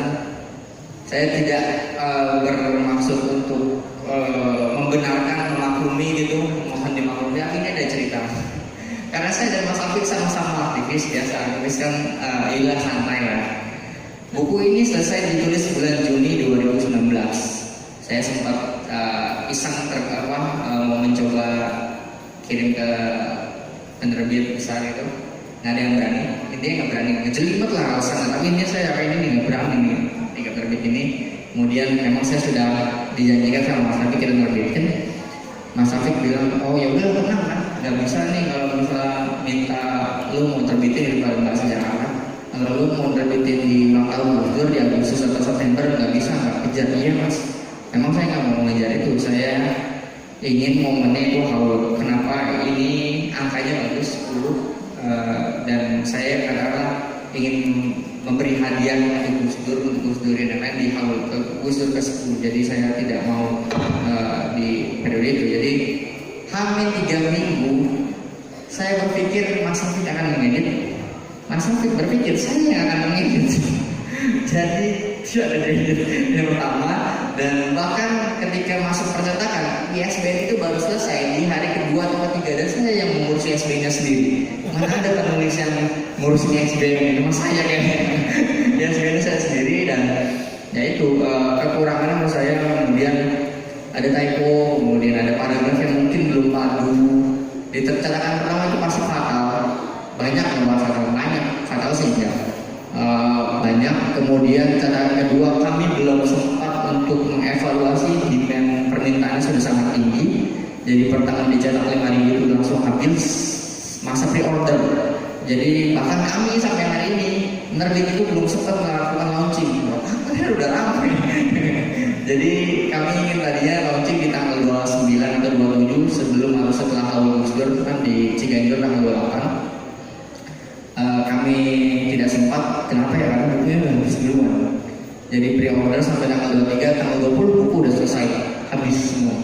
Jadi cetakan kedua kemudian kami cetak 10.000, habis juga langsung dipesan. Jadi cetakan kedua masih juga belum banyak diperbaiki, ada sedikit. Dan cetakan ketiga sudah lebih baik meskipun masih ada. Nah, di cetakan keempat saya meyakini nanti tidak ada lagi yang seperti itu.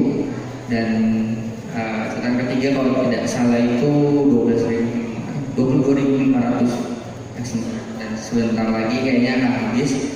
Dan saya sempat pertama kali keliling di Batam, Mas, sempat ditanya targetnya penjualan berapa? Saya biasa lah sosok kayak Amro Tanjung. Ya sebanyak mungkin karena ini biar warga NU tahu kayak gitu. Terus karena mungkin dia juga aktivis senior yang sampai kali di Wing Sunan Kalijaga. Dulu di situ ada gerakan KMPD gitu, yang pecinta demokrasi itu, Mas Burhan dan nanya, ya udah lah Fir, ngomong aja yang jelas berapa eksemplar gitu. Terus saya keceplosan bilang, ya udah kalau tahun ini terjual 50.000 eksemplar saya akan potong rambut. Dan sepertinya sama lagi. Kalau penulisan itu Mas, ada typo, saya merasa itu memang ada kekurangan. Sejauh ini kekurangannya itu, orang reviewnya itu pasti gini. Saya menunggu kritik kontennya, tidak ada yang mengkritik sejauh ini. Padahal saya mengharapkan itu. Syukur-syukur ada yang membantah, karena dengan demikian ilmu pengetahuan berjalan, berkembang, dan fakta-fakta baru ternyata nanti akan bisa terungkap. Tapi sejauh ini nggak ada. Pasti itu struktur kalimat lah, kemudian itu ya itu tetap kritik atau apa. Sejauh ini kritiknya lebih hal-hal yang teknis, substantif. Jadi itu yang terakhir teror. Tadi saya sudah jelaskan, teror itu cuma gitu-gitu aja. Gitu ya, buat saya gitu-gitu aja. Karena saya sempat pernah liputan juga, investigasi dan mendapat teror yang lebih besar dari ya itu juga partai ini juga. Jadi saya merasa biasa aja, dan ketika mereka orang tua datang berkali-kali menanyakan saya, itu yang kemudian bikin saya panik, cemas. Dan ya sudah sampai itu kalau dapat buku, setelah buku terbit tidak ada satupun yang meneror, belum atau tidak ada ya. Semoga tidak ada, karena saya yakin ketika buku ini sudah terbit, ini sudah menjadi milik publik sudah tahu. Jadi kalau misalnya mereka ya Fuad Bawazir atau siapa gitu yang ingin membungkam saya, ya mungkin 77.000 orang yang sudah tahu memegang buku ini gitu. Kalau mau borok silakan, saya akan dengan senang hati. Akhirnya saya kemudian bisa jadi kredit KPR rumah kan kalau dia mau borong-borong banyak. Jadi gitu, teror nggak ada. Karena begitu juga karena milik publik, secara tidak langsung saya diawasi juga sama publik, Mas. Jadi kalau nanti misal kenapa-napa Firdi gitu, mungkin jadi kayak Munir atau apa, ya pasti gara-gara orang itu gitu. Dan makin menjelaskan ternyata mereka terlibat. Dan terakhir ini kayak kuliah bener Mas. Saya aja filsafat dapat C. Orang-orang saya agak kesal jadi cerita waktu kuliah. Saya dapat sejarah, filsafat sejarah, uasnya lisan itu kalkuler. Saya menjelaskan sama teman kosan saya menjelaskan falsifikasi seperti apa gitu. Teman kosan saya yang agak slangnya lebih parah dari saya, dia dapat Sokrates ceritanya. Kemudian ujiannya bareng berdua kan sama dosennya, namanya Adam. Jadi apa yang kamu pelajari dari Sokrates Adam? Kata dosen Saya tidak tahu. Belum. Kenapa nggak bisa nggak tahu? Karena kata Socrates, orang yang paling bijak itu orang yang tidak tahu. Saya dapat C langsung selalu. Jawabannya tadi, aduh, gitu ternyata. Ini filosofi susah, nggak ada jawabannya enteng. Jadi Mas Bahar sudah menginspirasi saya, jawabannya gitu aja orang kok. Enggak, saya ini aja, karena itu harusnya ranah Gus Durian dan saya juga tidak pernah aktif secara organisasi gitu resmi anggota Gus Durian, tak pernah, saya nggak terlibat. Katanya kan Gus Durian punya nilai-nilai itu ada 9, saya juga lupa gitu. Tapi yang saya tertarik selain demokrasi kesetaraan gitu, keadilan, saya tidak ingin kesetaraan karena setara belum tentu adil, tapi adil pasti harus setara, adalah kemanusiaan. Kalau agama, ini mungkin tafsir saya, kalau mungkin agama dianggap menyusahkan atau bahkan menindas kemanusiaan, itu buat apa? Saya ini interpretasi saya terhadap bacaan saya di Gus Dur ya, ada bukunya itu kumpulan tulisan yang hijau terbitan wajib judul Islam Kosmopolitan model segala judulnya itu gitu. Dan begitu juga di politik, makanya politik kan juga masalah kemanusiaan Gus Dur. Ketika dia Gus Dur masih belum mau turun, tapi kemudian ini Mbak Lisa sempat cerita juga. Ketika itu sudah ngobrol sama Mbak Lisa bilang Gus Dur nggak mau turun, dan saya juga Mbak Lisa ingin dia menemani Bapak gitu. Sampai kapanpun Bapak turun atau tidak keluar dari rumah ini atau tidak, saya akan mengikuti. Tapi menjelang maghrib cerita ke Mbak Lisa bahwa Bapak akan mundur. Kenapa? Karena Bapak Gus Dur, saya Mbak Lisa, Bapak mendapatkan telepon, saya lupa nama kiainya, ada 2 kiai, 2 pondok pesantren di Madura yang siap ke Jakarta, siap mati gitu, maksudnya langsung berani mati. Langsung Gus Dur bilang tidak ada jabatan yang perlu dipertahankan dengan darah bagi orang saudara. Yang kedua, ya yang lebih tinggi dari politik ada kemanusiaan. Dan sampai hari ini saya pikir tadi Pak Amin sudah menjelaskan, Gus Dur sudah menjalankan perubahan reformasi yang mendasar, yang substantif selama 20 tahun. Dan ini adalah bukti selama 20 bulan Gus Dur menjabat itu, saya rasa setelah 19 tahun ya, setelah Gus Dur 20 bulan, tapi menjelang 20 tahun Gus Dur dilengsarkan dari jabatannya, sampai hari ini tidak ada presiden yang minimal bisa menyamai capaian-capaian Gus Dur. Apalagi untuk minimal menyamainya aja pun itu saya rasa sulit. Dan kalau mau contoh gitu, kalau ada kejadian persekusi atau intoleransi atau bom gitu mengatasnamakan agama, hal yang paling mudah buat anak-anak milenial di perkotaan gitu, kita lihat setelah itu pasti nanti ada meme dan kutipan tentang Gus Dur. Jadi ya selama 20 bulan, Gus Dur 20 tahun selebihnya itu masih tetap dikenang Pak. Jadi SBY dan Jokowi mana aja? Ada Pak. Gimana orang saya lupa. Saya bahkan berani mempertaruhkan album-album yang dibuat Pak SBY itu tidak kalah dengan jumlah kopi buku saya. Itu benar kalau Gus Dur masih begitu dicintai, kan SBY kemudian dilupakan. Apa nggak ada warisan yang dibuat karena Gus Dur selain membuat manusia, Gus Dur ingin menjelaskan, ingin membuat legacy bahwa politik tanpa kompromi, politik tanpa transaksi bisa dilakukan, dan politik tanpa beban itu benar-benar bisa dilakukan. Masalahnya ada kemauan dan keberanian atau tidak. Kalau sekarang kan tanpa beban tapi bagi-bagi. Bebannya itu bagi-bagi. Terima kasih. Baik, untuk menceritakan waktu kita langsung ke Pak Amin. Silakan Pak. Ya, saya diundang ke forum ini, ordernya itu memang suruh jadi saksi sejarah. Jadi tidak spesifik untuk menjadi pembanding dari Mas Firdi. Jadi saya tidak mengulas buku, saya lebih banyak bercerita tentang apa yang saya ketahui dan saya alami ketika saya pada 20 bulan itu mengalami sesuatu yang sangat luar biasa. Dan bagi saya, menurut saya buku ini luar biasa, sangat bagus, sulit mencari kekurangannya karena penulisnya itu adalah sarjana sejarah sekaligus wartawan. Dari segi kesarjanaan sejarahnya dia sangat ilmiah untuk melihat fakta dan data, dan sebagai wartawan dia menulisnya dengan sangat enak, sehingga ketika membaca buku ini saya seperti kembali ke 20 tahun yang lalu pada saat-saat Gus Dur itu dikuyok-kuyok, digoyang, dihantam kanan kiri.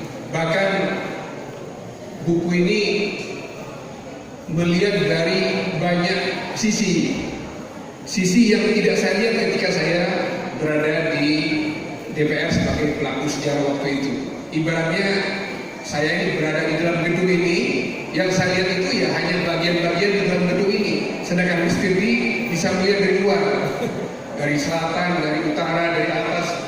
Nah, kalaupun ada kekurangannya buku ini, ya itu typo tadi mungkin. Saya membaca ada beberapa kalimatnya seperti kelompat-lompat gitu Mas.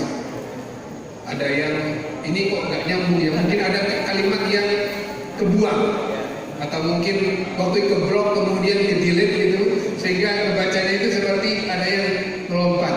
Tetapi saya bisa meraba-raba, oh mungkin kalimat yang kebuang itu seperti ini, takdiruhu apa gitu. Itu pertama. Kemudian yang kedua tentang politik hukum Gus Dur. Terus terang ketika Gus Dur jadi presiden, itu jarang sekali rapat dengan PKB. Sebelum jadi DPR, sebelum jadi presiden sering kami rapat di Kalimantan Timur di kantor DPP PKB waktu itu sering rapat-rapat. Tapi ketika Gus Dur sudah jadi presiden, itu jarang sekali rapat. Sehingga kami tidak tahu persis kebijakan itu politik hukumnya apa. Tetapi yang sering kali Gus Dur sampaikan dalam forum-forum di mana kami juga berada di dalamnya, Gus Dur sering kali mengutip kaidah tasarruful imam ala ra'iyah manutun bil maslahah. Itu yang selalu dikatakan oleh Gus Dur, dan setelah mengatakan itu Gus Dur menceritakan bahwa saya bikin kebijakan ini ya untuk kemaslahatan. Kurang lebih gitu gambarannya.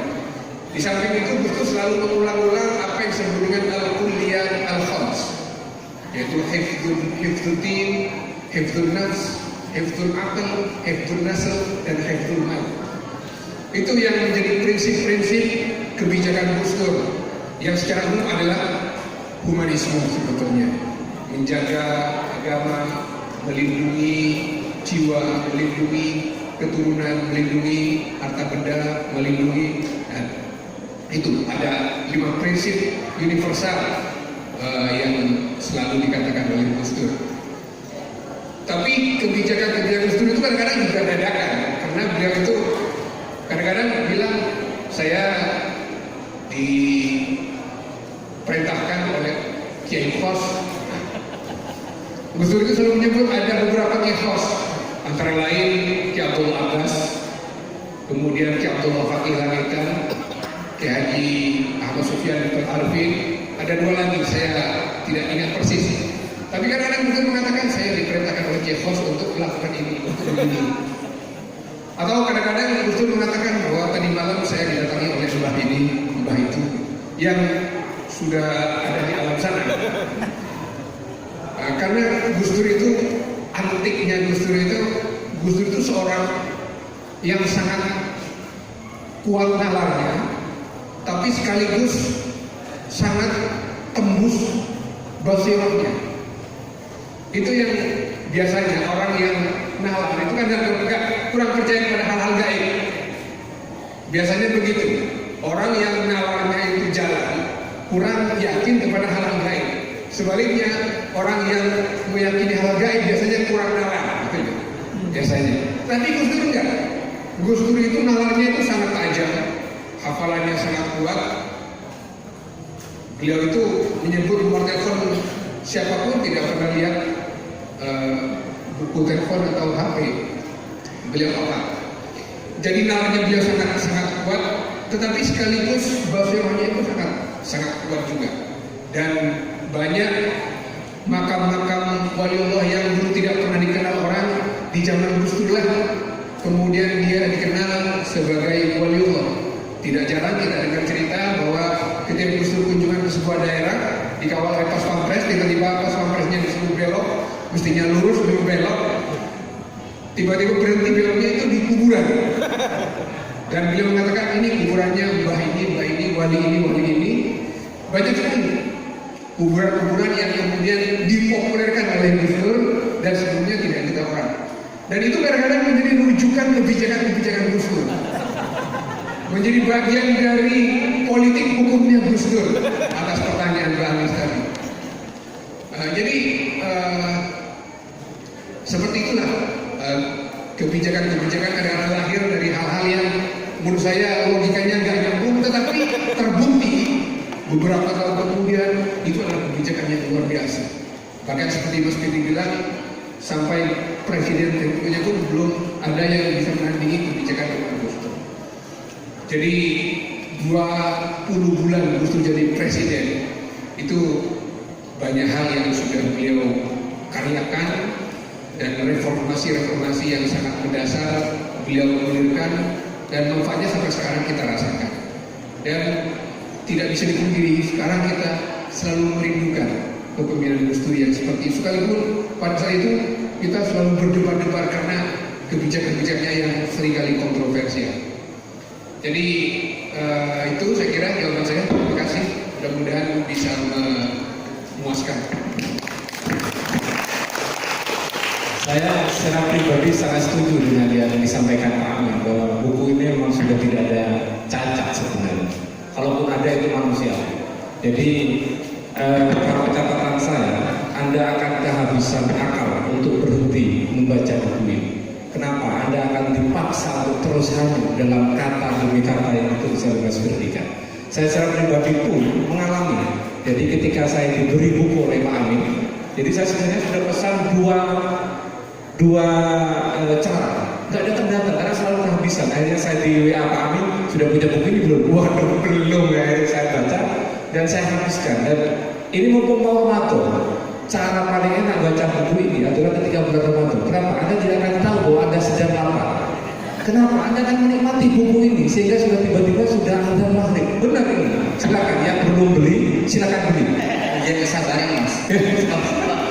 Ini betul nanti.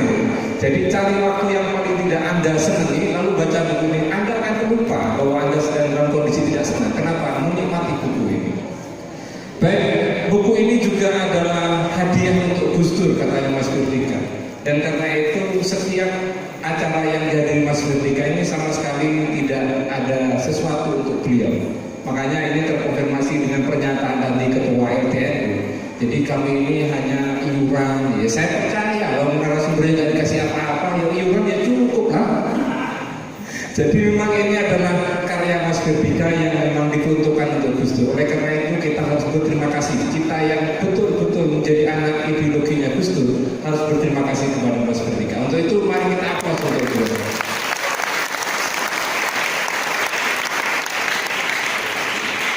Janji saya sampai jam 9, tapi ini sudah setengah 5. Masa nggak mau sholat asar? Karena sudah mau sholat asar, baik sebelum ditutup, saya mau minta selfie dulu. Khusus kami bertiga, karena setelah ini pasti kehabisan waktu. Anda akan nyerbu Mas Firly. Maka untuk itu saya tidak mau kehabisan akal. Ini untuk saya, Pak Amin dan Mas Firly. Yang lain silakan ngiri ya.